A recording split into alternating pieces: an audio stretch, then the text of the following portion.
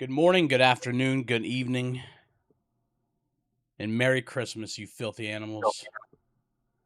Welcome to the Fourth and a Dream podcast. It is me, your host, Red, with Santa Commish this week. You ho-ho-hoing? Hell yeah, man. I'm down here in your neck of the woods now. And hopefully I don't put a lump of coal in somebody's stocking for a playoff matchup this week. Welcome to the Thunderdome, a.k.a. the Wild Wild Wild Southeast, a.k.a. The Dirty D, son. the Dirty D, baby. The 51st state in the United States, Volusia County. Lord of mercy. Feels good back home, man. Does it? A little bit. Yeah. A little bit. All right, dude. So we're gonna get right into it, right? We got Christmas stuff to do. I'm already late to the podcast, making copious amounts of Chex Mix. I'm sure you got stuff to do today, so we're gonna pile through this. We're already 3 games deep on the week, so this is these picks might have an asterisk next to them, huh? You know, we got people off to hot starts. Don't want to say they're biased or swayed, but we got a bit of intel. Yeah. We'll go over last week's games real quick, right? A quick synopsis of week 1 of the playoffs. We had Masturbator and Wine Receiver on a bye. Kudos to them for having great seasons. Well, kinda. Kind of one-sided here this year with the divisions. But anyways, yeah. You want to talk about last week at all? Yeah, man. Real quick, we'll start with who you want to start with first, man? You want to start with your big win, FMOC 91, Iron Smoke 80? You would think that this would feel better, but honestly, the other game made me feel way better. Really?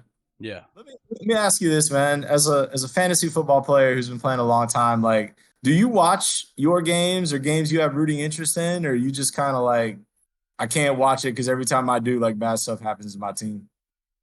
Well, so I'm gonna be real with you, man. Patriots haven't been much to watch this season, right? But I'm a big red zone guy. Even if the Patriots are playing, I'm usually a red zone guy. I got you. So, if it's Monday night and I got guys going, I'm gonna watch it. I mean, I'm gonna watch it either way, right? But I tend to stick to red zone on Sundays. Okay. For sure. I feel like I move in that same that same unison with you. I mean, if it's an interesting Sunday or a Monday night game, I'll definitely tune in. But I feel like we've kind of documented this throughout the season. I feel like the times that I actually am like, oh, I'm going to sit down and watch this game, bad shit tends to happen to my fantasy roster. Fair. That's fair. Yeah.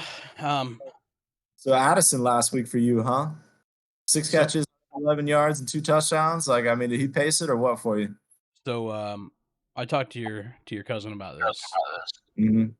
I planned on taking him out, and I forgot there was 1 o'clock on Saturday. And at 1:30 on Saturday afternoon, I got a notification that he scored a touchdown. Uh-huh. And I'm like, oh shit, I forgot to move him. But all right, that's fine. If I would have remembered the 1 o'clocks, I would have lost. Oh yeah, who were you planning on playing? Anybody but him. Mm-hmm. I was kind of leaning towards throwing Kareem Hunt in just because there was talk that Jerome Ford was hurt. But, dude, I'm glad I didn't. If it wasn't for my mistake, I would have lost for sure. So, kudos to me being an idiot. Yeah. I mean, on the Iron Smoke side, man, he had the top of that lineup show up, but you have to feel like the absence of an average of 18 points per game and Tyreek Hill being absent was definitely the death blow to Iron Smoke this season. Yeah, it had to hurt. It hurt. But you know how No they ill say, will. man, sometimes better lucky than good, right? That's how I got 8 wins this season, bud. Hey, man, look, you and I know this. You can sit here and do all the research you want and do all the probability play and all that other BS, man. But when it gets playoff time, baby, you gotta get lucky. There's a luck component to it, you know. You gotta have to roll your way. So, I've definitely taken the Jolly Roger approach over the past few years. I used to spend a lot of time researching and stuff like that, and I wound up being worse. yeah, So I I got tend you. to take the Jolly Roger approach. So speaking of Jolly Roger, he was projected for 111 and he put up 110.78. Crazy, right? Yeah, that seems to be right on the money. You don't see ESPN do that too often. Every dog has his day. That's right, baby. Dude, how about Brock Purdy, man? Scorched earth right now. MVP. MVP 2023. I mean, dude. I mean, since week what? Since the bye, like coming off the bye, he's had one game where he hit 10 points. Yeah. Outside of that, dude, he's been north of 25 points in standard scoring, Yeah. which Yeah. is as close to a cheat code as you can get in fantasy football. Yeah. We'll talk about, we're going to talk about this round of the playoffs in the future, right? But if somehow I squeak by Mrs. Commish this week, which it's looking pretty bleak right now, I don't want to play the Jolly Roger. Yeah, I don't think anybody does right now. I don't want no part of him. No part. So definitely the most dangerous team in the playoffs, in my opinion. All right. So 110.99 over the Miyagi Illuminati. Jolly Roger finds a way to break the hex, I guess as you would like to say. And EB finally gets ran down, man. I feel like he just had this like hex over whoever he was playing all season, and you know, I'm sure he was looking for his opponent to give up or score about 70 points this week, man. And the JR just comes out and nukes him. Yep. Jolly Roger sent the Rothschilds to the underground bunker, dude. All right. Yep. Well, let's go ahead and make these picks for this for the semis, huh? Final four. Final four. Who you want to start with? Well, I don't know, man. I mean, I tell you what, let's just go ahead and let's start with FMOC and the wide receiver, huh? Because I mean, like right now, that one's kind of trending to be the lower scoring matchup of the two. This is true. I guess you know if you want me to go ahead and bat lead off, dude. You know, I feel like for you on your side of the ball this week, man. I feel like it's going to come down to your running backs, dude. Brees Hall is going to have Trevor Siemian under center.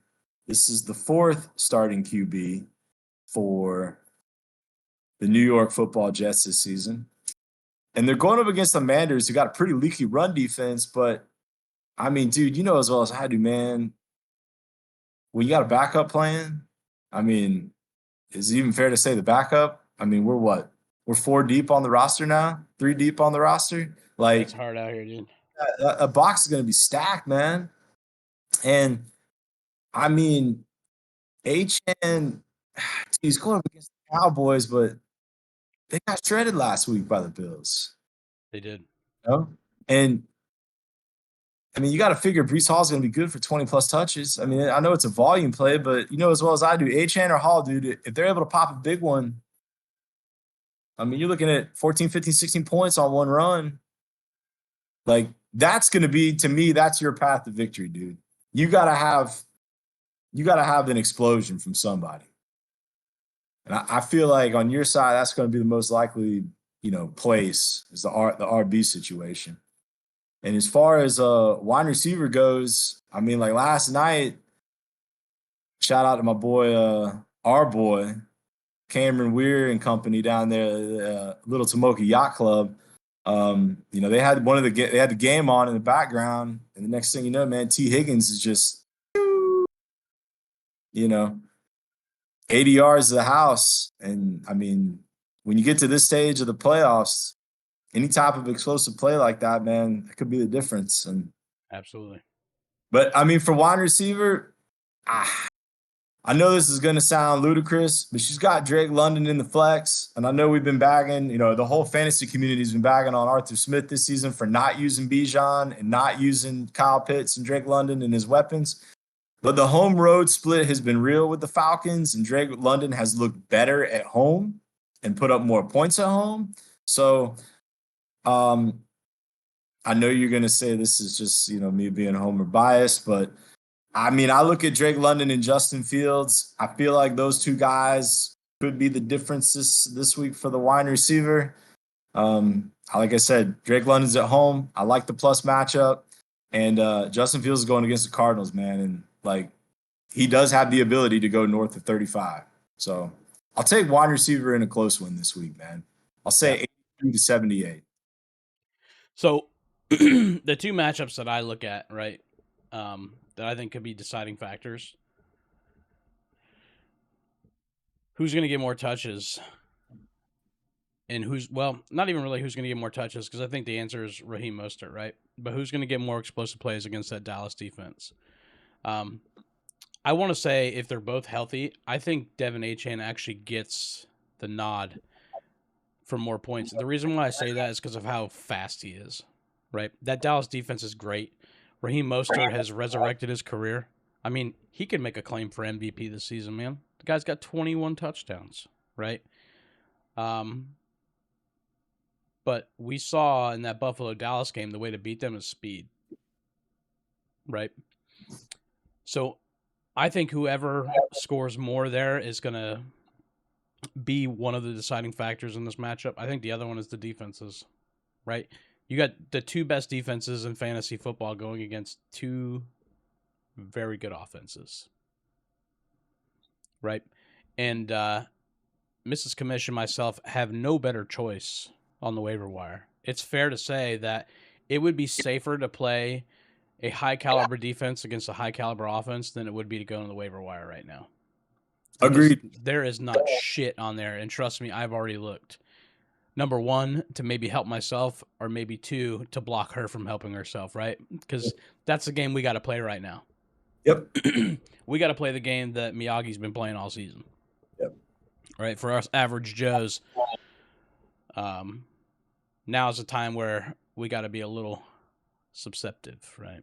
Yeah, you know what? And I also feel like with the NFL being so week to week, when you have these high profile matchups with good offenses and good defenses, I mean, it's not out of the realm of possibilities to think it could be a super low scoring game, playoff style, where you could be looking at a 20 to 17, 17 to 14 type matchup. Sure. And that bodes well for fantasy defenses, man. So I see that 49ers Baltimore game Monday night being that. You have two great defenses. You have two. I don't know. I would probably give the edge to San Francisco on the offense, right? Yeah. Like you, I don't trust Baltimore's offense. Yeah. But they are good, right? They have those explosive plays. They did lose that running back Mitchell. That's a big blow. That's losing Devin Achane for Miami, right? Sure. You're losing that afterburner guy. Breece Hall is going to have to catch those little dump passes, dude. Little screens, little out route, little dumps. That's going to be his key to success. And his key to success throughout the season when he's had good games is when he's catching the ball. Mm-hmm. I'm going to be real, though, dude. I don't feel good. I mean, I've already got two players done, and I have 2.2 points. The Mrs. Commish isn't doing much better, but she did have that good day by T. Higgins. She's 4 players in, and she's up 32 points. So, the other two players for me to catch up are gonna have to average 17, and that's a tall tale, right? So, I'm gonna go ahead and I'm gonna take the L here, dude. I'm gonna take the L. Second round playoff exit for Friday morning oil change. Considering the amount of injuries and stuff I've had this season and the up and downs, I'll take that as a decent season. But I think this week is my exit, and next week my background will be Bali. So I got you. And the Giants are my Achilles heel, right? Yeah, right. I mean, the Eagles gotta come back, right? You want to think that Jalen Hurts and AJ Brown are going to go out there and just scorched earth the fucking New York Giants secondary. I mean, that's got. I mean, outside of the division, man, that's got to be the one franchise that gets under your skin more than anything else, right? The Giants. Well, I mean, you're a smart guy, but it's pretty common sense. Yeah. No offense, I love you, but I fucking hate the Giants. Yeah. Hey, man, like I said, I figured that was the answer, but sometimes you got to hear it straight from the horse's mouth. You know what I mean? Well, when you have a guy playing quarterback that looks about as intelligent as a door greeter at Walmart, no offense to my door greeters at Walmart, you guys do a great job. Oh man, why you gotta drag Eli like that? You know he'd be cool as shit to go have a beer with. Would he though? Hell yeah! Come on, man. I know you tune into Peyton and Eli on Monday nights when they're on. I'm gonna be real with you. I don't. Oh, come on, man. I don't know, man. I'm just not about it. I'm not into it. I don't know why. I don't enjoy it, dude. I mean, don't get me wrong. I like taking a peek at who they got coming in on their guest list, and if there's someone interesting I want to, listen to, then I'll definitely tune in. I'm just not an ESPN guy, dude. Oh, don't get me started there. between those two and Ryan Clark, between those two and Ryan Clark and Robert Griffin, dude, like I don't want to watch it. Yeah. I'm an NFL Network guy through and through. Rich Eisen, Steve Mariucci, Kurt Warner, Michael Irvin.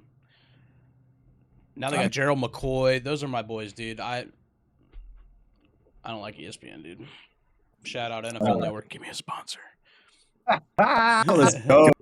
So, all right.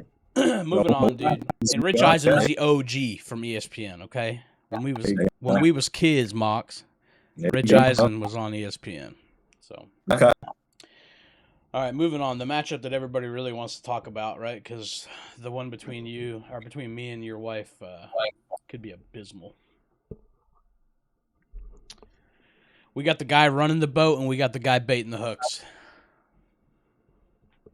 All right, man. I'll start on the Jolly Roger side of things. I mean, we talked about Brock Purdy earlier, so nothing more needs to be said about him. I think the key this week is going to be Justin Jefferson for the JR. I mean, maybe he came back. Last week? Got his feet wet. No, he's been back 2 weeks now, right? He was back in week 14 against the Raiders. And then last week against the Bengals, 10 targets, 7 catches, 84 yards. We're talking divisional game this week at home against the Lions. I think this is going to be the week, man. I think he's finally going to get that big week from Justin Jefferson that he got that taste of for the first month of the season before he went down with an injury. And I think if the JR is going to advance, it's going to be on the back of the Jetta. On the guy baiting the hooks, right? I'm going to double down on the Falcons. Okay. He's got 2 of them in there this week with Bijan and Kyle Pitts. And again, the home road split is real with the Falcons. Okay. Going back to week 8 with Bijan Robinson. All right.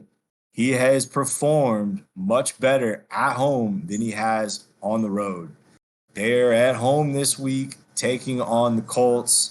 So if Arthur Smith gets it figured out and decides, you know what, it would be a novel idea to get my best players the football this week, and Bijan Robinson is able to find pay dirt or Kyle Pitts, that's going to translate to a W for the baiter. However, I'm not going to bet against the Jolly Roger. I mean, the dude's been scorched earth. I mean, he won 4 or 5 coming down the stretch, and he already had one win to start the playoffs, man. So I think he's going north of 100 again. This one, I think the spread's going to be a little bit bigger. I'm going to take the JR 104 to 86 this week, kind of going away comfortably against the Bader. For a second, I was questioning how much Bailey's and or eggnog you've had this morning. Absolutely not, or both. I got a pickleball date here in about 30 to 45 minutes, man. So well, you know what makes pickleball better? Bailey's. Probably not that, but you know, some form of refreshment. You know, I don't know if you want that curdling around on your stomach while you're, but dude, I'm gonna make this short and sweet. Okay, and I appreciate Masturbator's contribution to the podcast this year with the button. 100%. And I still wanted to see him on here this season, and unfortunately, we didn't get it. Maybe he comes on and helps us make the championship picks. And before I make my pick in this one, right, one thing I do want to say, last year we all did some video picks on our chat. Let's make sure we're doing that again this year, right? That was a good time. 100%. 100%. But you know, there might be a mutiny today on Jolly Roger's ship. Yep. Bader's hands are blistered and calloused. They're tired of baiting hooks. And he wants to be the captain of the ship. And a mutiny might start. But Jolly Roger's cannons are locked and loaded, son. And Bader's about to walk that plank.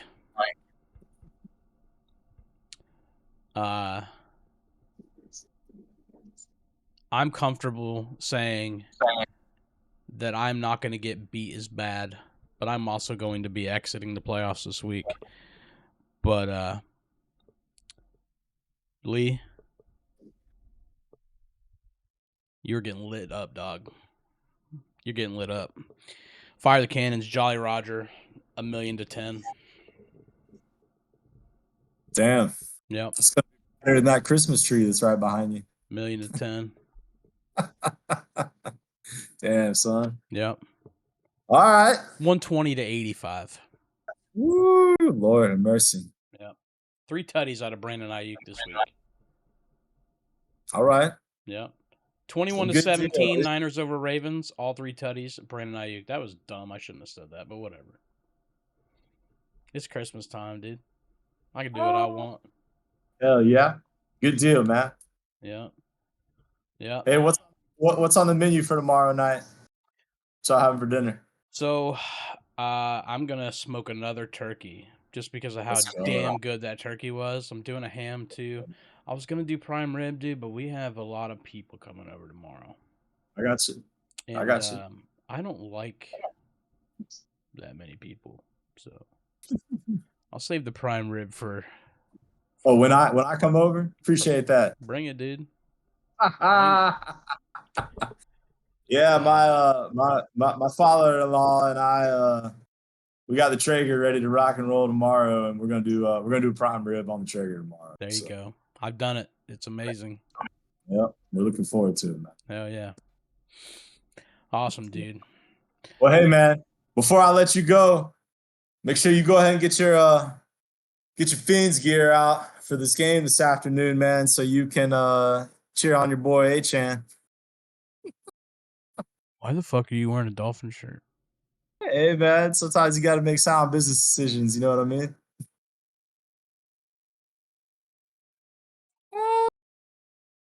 With that being said,